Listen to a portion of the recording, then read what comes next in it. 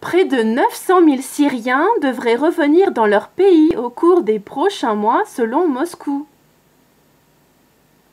Lors d'une réunion dédiée à la supervision du retour des réfugiés syriens dans leur pays, le colonel général Mikhail Mizintsev, chef du centre de réconciliation de la Russie en Syrie, a expliqué que selon les données fournies par le Bureau des Nations Unies pour la coordination des affaires humanitaires, près de 890 000 réfugiés devraient revenir en Syrie dans les prochains mois.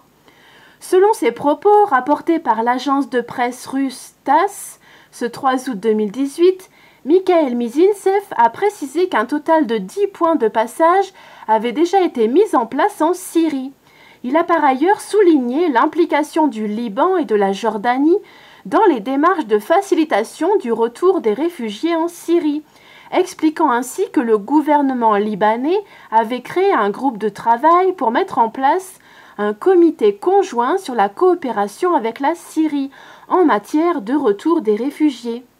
Les centres régionaux de réfugiés libanais ont rapporté avoir reçu environ 10 000 demandes de citoyens syriens désirant retourner dans leur pays, a-t-il poursuivi, affirmant par ailleurs « Le gouvernement du royaume hachémite de Jordanie a pris un certain nombre de mesures qui ont encouragé plus de 200 000 citoyens syriens à manifester leur souhait de retourner dans leur lieu de résidence permanent. » La veille, la porte-parole de la diplomatie russe, Maria Zakharova, avait fait savoir que 1,7 million de personnes avaient exprimé leur souhait de retourner en Syrie.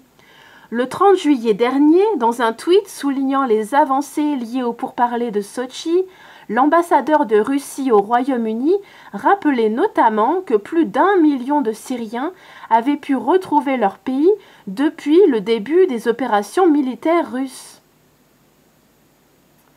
Donc là, c'est le tweet de l'ambassadeur en anglais. Le conflit syrien a été à l'origine de mouvements de population considérables. Alors que les protestations contre la politique de Bachar el-Assad ont eu lieu début 2011 dans la foulée des révolutions du printemps arabe, l'intervention d'acteurs étrangers s'est depuis multipliée. L'émergence de Daesh et l'intervention militaire de la coalition arabo-occidentale conduite par les États-Unis à partir de 2014 a morcelé complètement la Syrie. À l'appel du gouvernement syrien, la Russie a apporté son soutien militaire à la Syrie à partir de 2015. À tout à l'heure.